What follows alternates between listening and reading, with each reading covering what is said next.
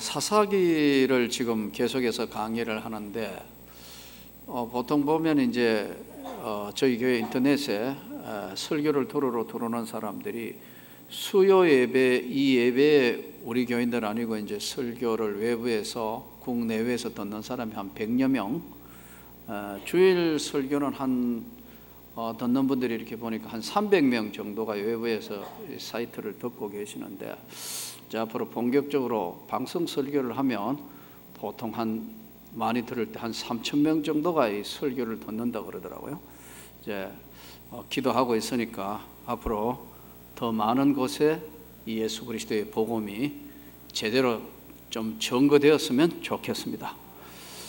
오늘 이 사사기를 쭉 이제 지금 강의를 하고 있는데, 사사기를 공부함에 있어서 1장부터 16장까지는 달리 연대기적으로 사건과 관계없이 당시에 이제 사사시대의 그 타락한 생활상, 또 그리고 정말 극심한 당시에 이스라엘 백성들이 세 가지의 문제를 크게 안고 있었는데, 하나는 극심한 우상 숭배, 또 하나는 도무지 이해할 수 없는 성적 타락과 윤리 도덕 실종 시대, 세 번째는 정치적 구심점이 없었다. 이렇게 세 가지를 들 수 있습니다. 첫째는 극심한 우상을 숭배했다. 지금 오늘 이 미가서 17장도 이제 미가라는 한 집안, 에브라임 산지에 있는 한 집안에 레위 유다 베들레헴 청년 하나가 그 집안의 제사장이 되어버렸다. 하나님을 섬기는 제사장이 아니고 한 집안을 대표하는 그런 복 빌어주는 그런 제사장으로 전락한 이제 내용의 이야기가 오늘 본문을 채워지고 있는 내용들입니다. 자, 그러면 우선 당시에 극심한 우상 숭배, 바알신, 아세라신, 다곤신, 왜 이런 신들을 섬겼을까 하는 의문이 들지 않나요? 이 사람들이 지금 출애굽해서 오직 유일신 여호와 하나님만을 믿는 백성인데, 어떻게 이게 가나안 땅에 들어가지고 그 많은 그 참 칠족들을 물리쳐가면서 신앙생활하고 지켜오고 했는데, 어떻게 이 믿음의 후손들이 이 사이에 와가 사사시대에 와서 그렇게 타락을 해가 우상을 숭배하는데, 바알신, 아세라신, 다곤신 이러한 많은 문제들을 왜 가져오게 됐는가? 하나님 믿는다는 사람들이 쉽게 이야기하면 우상도 같이 섬겼는데 왜 이렇게 됐냐는 거예요. 잘 들으셔야 돼요. 지금도 여러분 형식적인 신앙이 문제예요. 우리가 껍데기로 그냥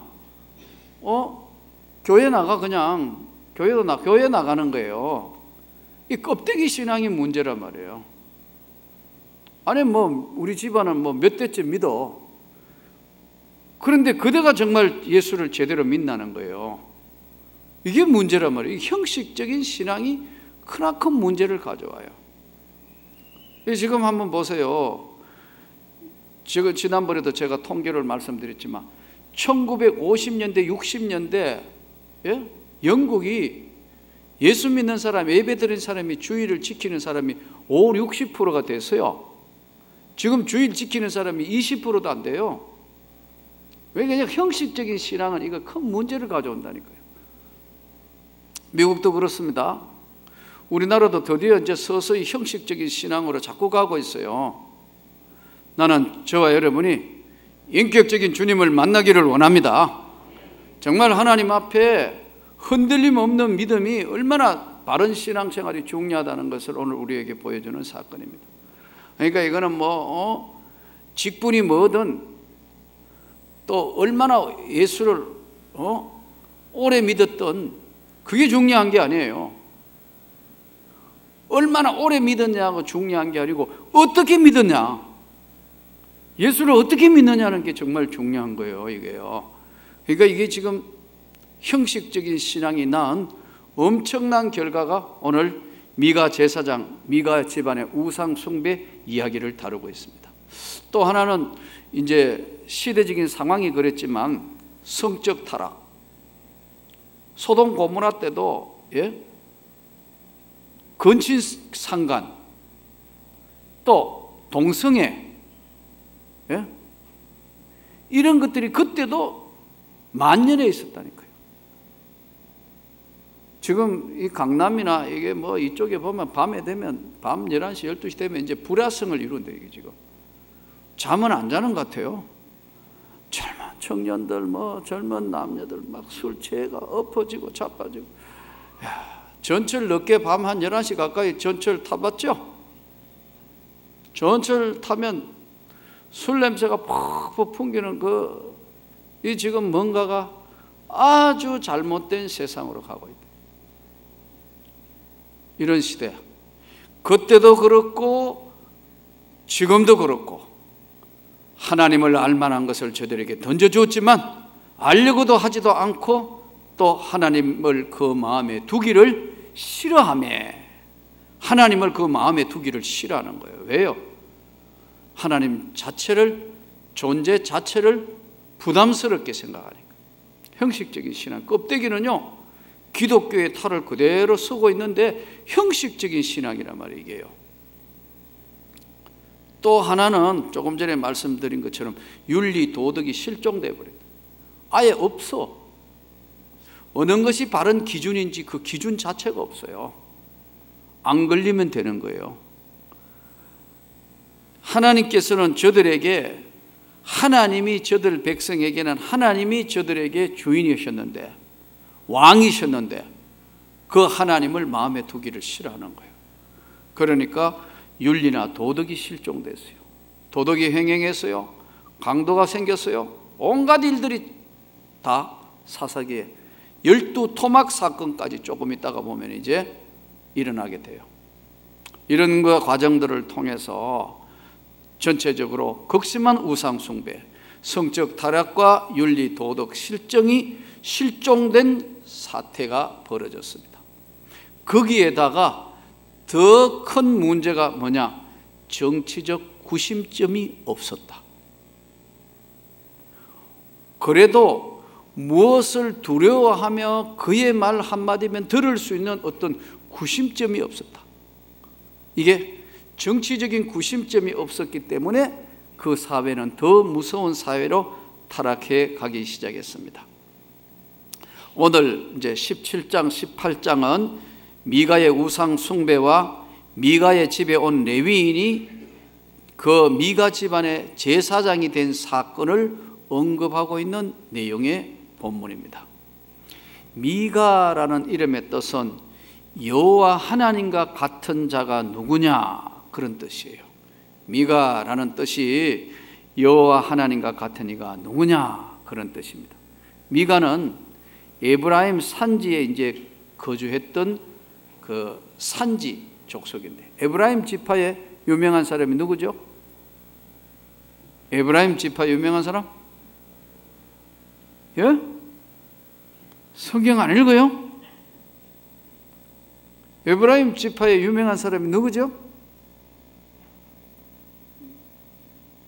알면서 모르는 척 하는 건가, 몰라서 모르시는 건가? 에브라임 지파의 누구예요? 유명한 사람 하나 있는데, 예? 누구요?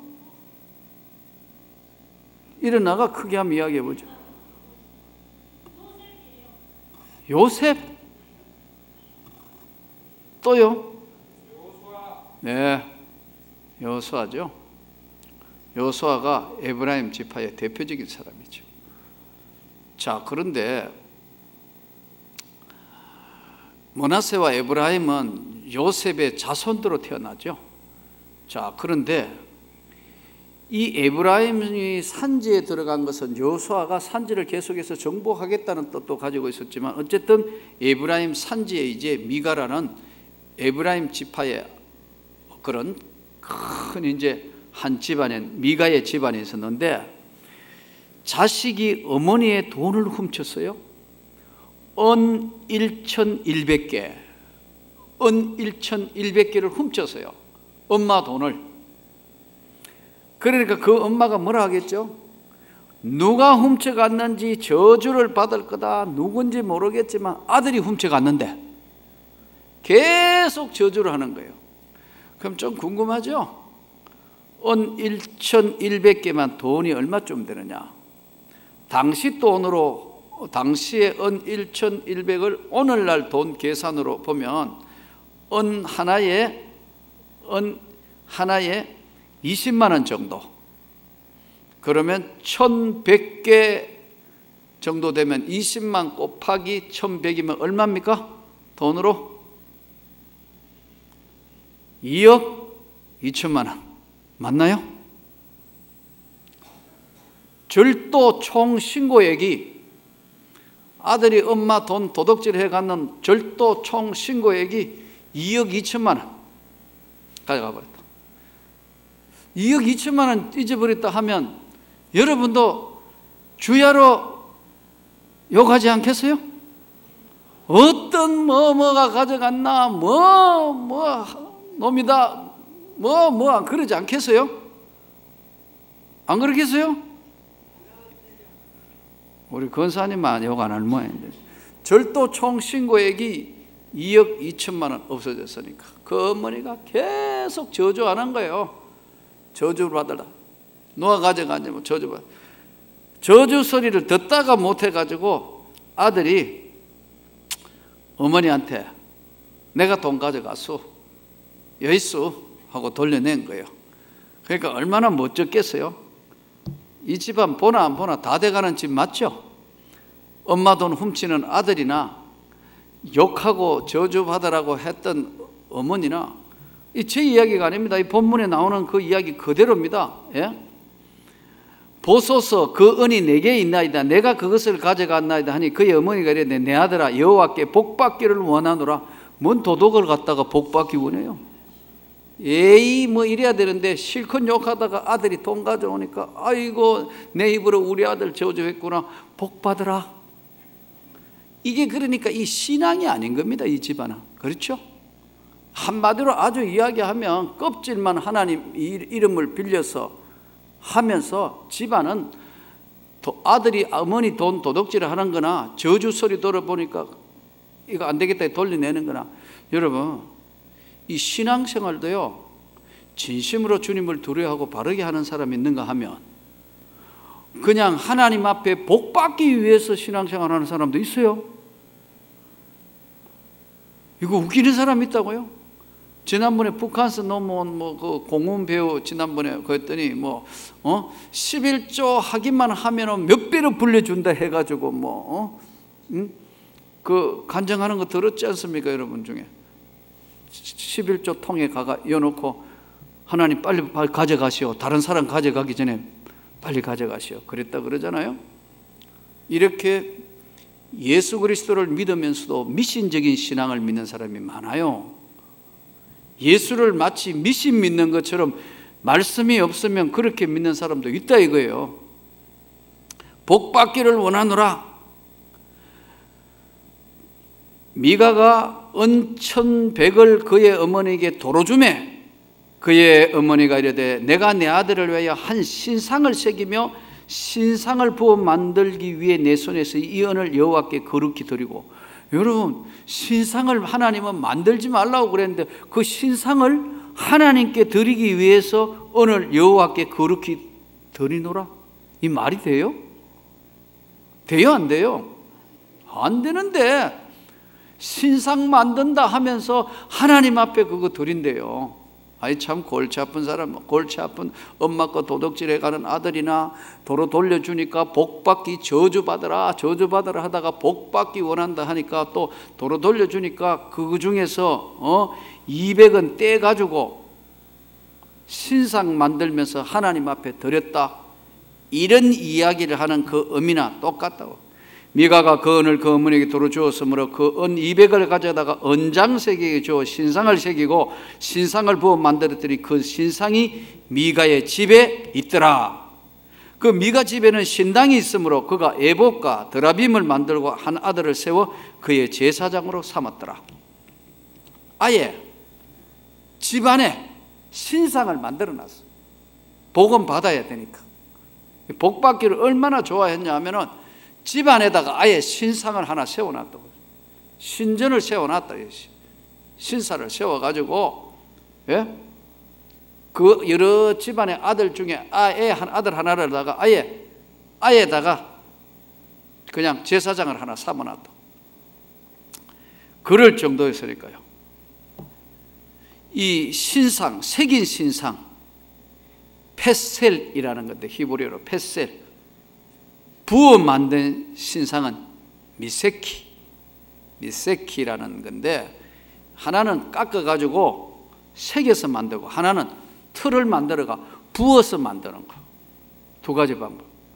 우상 만드는 방법이 두 가지인데, 하나는 깎아가지고 나무 또는 이제 돌을 깎아가 만드는 우상을 페셀이라고 그러고, 틀을 만들어 가지고 정교한 틀을 만들어 거기서 녹여서 부어서 만드는 이것을 미세키라고 그러는데, 우상 만드는 방법은 두 가지예요. 성경은 말씀하기를 10계명 1계명이 나 외에 다른 신을 섬기지 말라. 2계명이 뭐죠? 너를 위하여 새긴 우상을 만들지 말라. 그런데 이게 정면으로 배치되는 것을 지금 에브라임 지파 미가 집에서 이 일을 행하고 있는 겁니다. 뭐 엄마 돈 훔치거나 저주받거나, 이것도 집안도 콩가루 집안이지만 아주 쉽게 이야기하면 별짓 다 하고 있다 이거예요. 그런데 안 되니까 한 수 더 떠서 한 아들을 세워서 집안에 아예 복받는 제사장으로 세워놨다. 이때 이제 문제가 생기는데, 에봇이라는 것은 원래 제사장들이 입는 옷을 에봇인데, 거기에 딸려서 이제 하는 것인데, 그 에봇으로 점을 치고 드라빔, 옆점 부채 모양을 흔들어 가지고 이렇게 했죠. 이것도 또 점 치는 데 사용하는 드라빔. 고대 메소포타미아와 팔레스타인에 사람 모양을 만들어서 우상을 계속해서 숭배하는 그런 아주 나쁜 것들이 있었습니다. 이때 이제 가나안 족속들을 향해서 선지자들이 이사야서 21장 9절, 에레미야 8장 19절, 호세아 11장 2절에 보면은 너희를 위하여 새긴 우상을 만든 것이 올무가 될 것이다, 그렇게 얘기했어요. 우리는 오직 주 예수만 믿어야 할 줄을 믿습니다. 오늘 이 시대를 살면서 하나님의 말씀 위에 굳건하게 서서 신앙을 지켜야지, 온갖 섞어서 신앙생활 해서는 안 된다는 것을 우리에게 주시는 중요한 교훈입니다. 기독교는 말씀의 종교이기 때문에 자기 소견에 맞는 대로 행동하는 것이 아니라 성경대로, 하나님 말씀대로 순종해야 하는 줄로 믿습니다. 로마서 8장 7절은 이렇게 말씀합니다. 육신의 생각은 하나님과 원수되나니 이는 하나님의 법에 굴복지 아니할 뿐 아니라 할 수도 없습니다. 우리가 하나님 말씀 앞에 철저히 순종하면서 하나님의 뜻을 따라가는 저와 여러분이 되기를 바랍니다. 7절부터 13절에는 이제 방황하는 레위인 하나가 유대 베들레헴에서 흘러 들어오다가 미가의 집으로 이제 들어오는 얘기입니다. 당시에 레위인이라는 것은 구별해서 12지파 중에서 레위인 지파는 토지를 주지 않았어요. 토지를 주지 않았기 때문에 레위 지파는 뭐냐면 하나님을 섬기며 그 하나님이 주시는 은혜와 그 다음에 아무 소득이 없기 때문에 다른 지파들이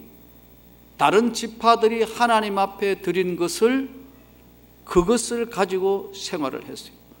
즉 다른 지파의 10의 1조를 드린 것으로 생활을 해서 삶을 살았던 것이 레위인입니다. 레위인은 그래서 제사장 집회예요. 모세와 아론과 훌이 바로 이제 레위 지파입니다. 오늘로 이야기하면은 목회자들이에요. 그래서 이제 레위 지파는 다른 지파들이 주는 10의 1조로 받아서 생활을 했어요. 그런데 이 당시에 레위인이 그 성읍을 떠났기 때문에 방황하기 시작했어요. 11조를 받을 수 있는 것도 없고 생활할 수 있는 능력이 없어서 방황했어요. 오늘 이야기하면 이거 좀 어디에 해당할까요? 무임 목사. 이거 비유가 정확한지 모르겠는데 어쨌든 방황하고 있는 주의 종 레위 지파. 그런데 방황하고 있다가 에브라임 산지로 갔는데 미가의 집안에서 이제 우리 집안의 제사장이 되지 않겠느냐 제의를 합니다. 자기 집에 가정 제사장을 하는 것이 어떻겠느냐. 이때 미가는 자기 아들 중에 하나를 제사장으로 삼았지만 이게 부족하니까 정식인 레위 지파를 출신을 시켜야겠으면 제사장으로 삼으려고 했어요. 이때 미가 가정 제사장이 되었다. 제사장은 어떤 한 집의 제사장이 되는 건 절대 안 되는 거예요. 당시에 있는 모든 사람들이 제사장이 돼야 되지 한 집안을 대변하는 제사장은 안 된다. 목회자는 안 된다. 그런데도 미가가 이제 레위 소년에게 오늘 이야기하면은 이제 청빙 조건을 이야기하는 겁니다. 은 10개 준다. 그러면 당시에 은 10개는 오늘날 계산해 보니까 한 200만 원 정도의 수입이 되는 겁니다. 의복 10벌 한 500만 원 정도 수입이 되는 겁니다. 그리고 음식 대접, 주택과 음식을 제공하겠다. 이러니까 미가로부터 요청받은 레위 소녀는 좋습니다. 이렇게 된 거예요. 이러면서부터 그는 하나님이 싫어하는 우상 숭배와 가정 제사장은 당연히 거절해야 함에도 불구하고 그는 결국 하나님의 제사장이 아니고 바로 미가 집안의 우상의 제사장이 되어 버렸어요. 몇 년 전에 내가 아는 목사님 한 분이 경기도 시골 어느 교회에서 한 5, 60명 모이는 예쁜 교회를 담임하고 있었어요. 목회자라는 것은 목회를 해보면 여러분들이 이해 못하는 게 한 가지 있습니다. 교회가 막 성장하고 변화가 있으면 목회자의 기쁨이 있습니다. 그러나 교회가 움직이지도 않고 계속 그대로 있을 때는 제일 답답한 사람이 누굴까요? 누굴까요? 여러분? 장로님? 권사님? 아니에요. 여러분들은 나도 평신도 생활 오래 해봤지만 여러분들은 우리 교회가 크게 성장하고 막 은혜가 넘치면 좋겠다는 생각은 가지고 계시지만요. 예? 그것보다 더 그게 뭐냐면요. 우리끼리는 은혜롭고 친하고 다 이 안정을 원해요. 여러분들은요. 근데 목회자는 뭘 원하느냐 하면 변화를 원해요. 그게 목회자예요. 우리 부목사님들이 아무리 신경 써도요, 내 신경에 10개 중에 1개도 안 돼요. 정말이에요. 우리 부목사님들은 시키는 대로 하면 다리 쭉 뻗고 잠들어 버려요. 그래서 나는요, 잠들지 못하는 밤에 주님, 이 교회는 어떻게 해야 됩니까? 주님이 원하시는 이 교회를 세워서 주님의 뜻을 어떻게 하면 가장 주님이 기뻐하는 교회를 계속해서 만들어 갈 수 있습니까? 무엇이 주님이 원하시는 겁니까? 어디로 또 한 명의 더 선교사를 빨리 어떻게 보내야 됩니까? 좋은 선교사 만나게 해주십시오. 여러분, 선교사 골치 아픈 거 하나 만나놓으면 진짜 골 아파요.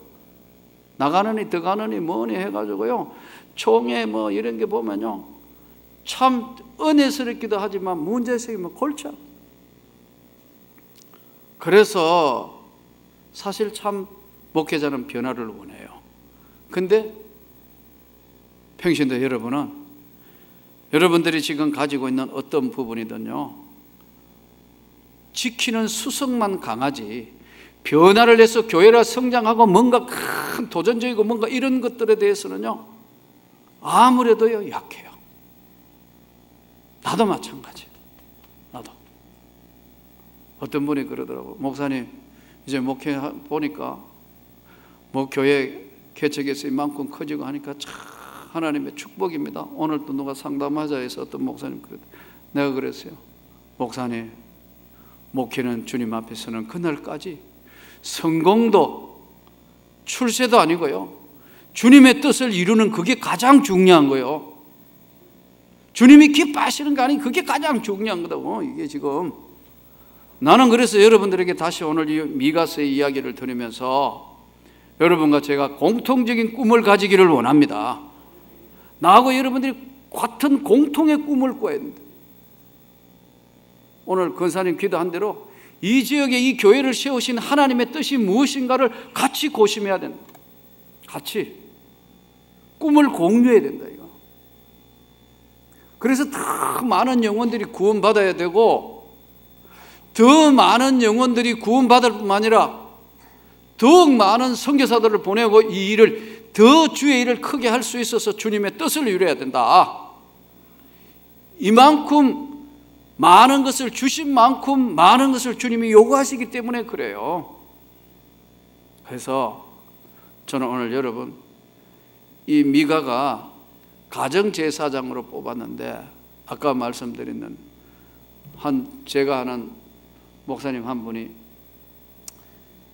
시골에서 목회해 보니까 너무 변화가 없으니까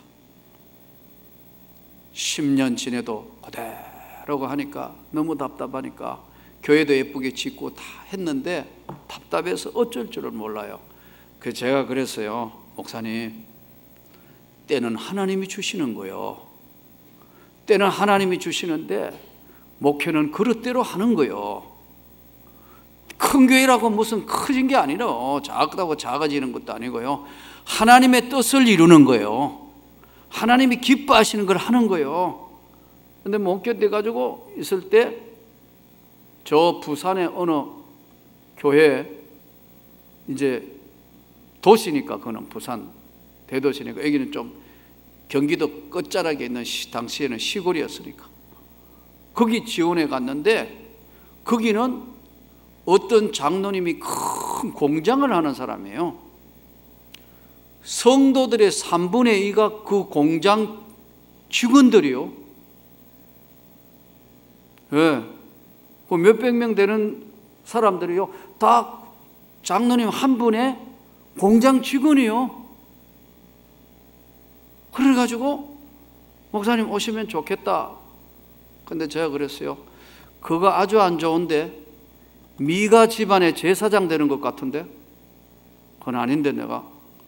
그런데 본인은 뭐 도시고 훨씬 좀 교인도 많고 하니까 마음을 그리 뺏겨가지고 거기로 갔어요. 한 1년은 괜찮았어요. 1년 좀 지내고 나니까 의견이 부딪히고 뭐 하고 하니까요, 문제가 생겼어요. 3분의 2가 그 직원들이니까. 그래 어떻게 해요?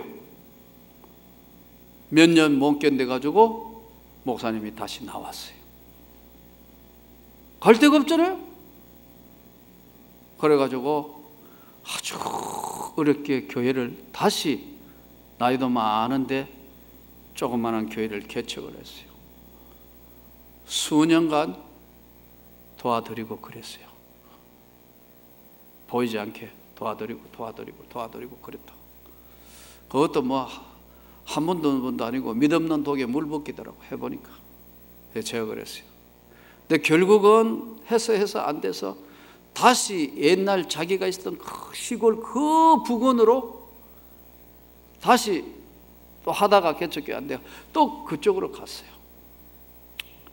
제가 그걸 보면서 우리가 어떤 일을 한다는 데 있어서 분별력과 판단력은 대단히 중요합니다. 여러분, 나는 여러분들에게 다시 말씀드립니다. 제가 이 목회를 끝나는 날까지 이덕진 목사가 진짜 하나님의 종으로 일할 수 있도록 여러분이 저를 보호해 주시기를 바랍니다.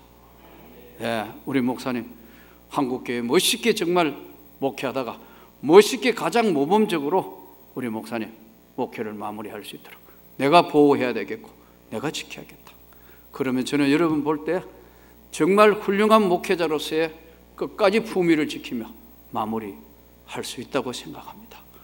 오늘 이 미가의 제사장이요, 결국은 얼마 안 되는 물질, 의복 준다, 그 다음에 은 10주씩 준다, 먹을 거 준다, 힘들고 어려우니까 한 집안의 제사장으로 전락해버립니다.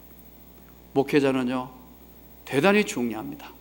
함부로 바꿀 수도 없고 바꿔놓으면 더 시끄럽고, 여러분 이 목회자 한 사람이 교회를 세움에 있어서 정말로 중요합니다. 저는 여러분들에게 진실로 하나님의 종으로서의 역할을 잘 감당할 수 있도록 저를 위해서 기도해 주시고 언제나 보호해 주시고, 또 하나님의 큰 역사를 이 교회를 통하여 이 지역에 구원받아야 될 많은 사람들이 구원을 받고 하나님께 영광을 돌릴 수 있도록 오늘 이 본문을 통해서 우리가 최선을 다해서 주님의 뜻을 이루어가는 저와 여러분이 되었으면 좋겠습니다. 오늘 미가 집안이 가장 큰 문제를 마지막으로 정리해 보니까 왜 미가 집안 제사장이 되었는가? 레위 소년은 하나님보다 재물을 우선으로 두었다. 또 하나는 하나님보다 사람을 우선적으로 생각했다. 한 사람이 너무 많은 헌금을 내고 한 사람이 좌우지하는 교회는 위험해질 수밖에 없습니다. 그래서 여러분, 우리가 앞으로 뭘 하든지 나는 저와 여러분이 십시일반할 수 있기를 바랍니다. 구경꾼이 있으면 안 되고 모두가 주의 일에 다 매진하고 주님 앞에 헌신하고 재물보다 사람보다 하나님을 더 영화롭게 할 수 있는 그런 신앙이 되어서 우리 명문교회가 지역뿐만 아니라 우리 한국교회에 정말 모범이 되는 아름다운 교회를 이루어가기를, 또 저와 여러분의 신앙생활이 하나님 보실 때 가장 아름다운 축복된 삶이 되기를 주 예수 이름으로 축원합니다.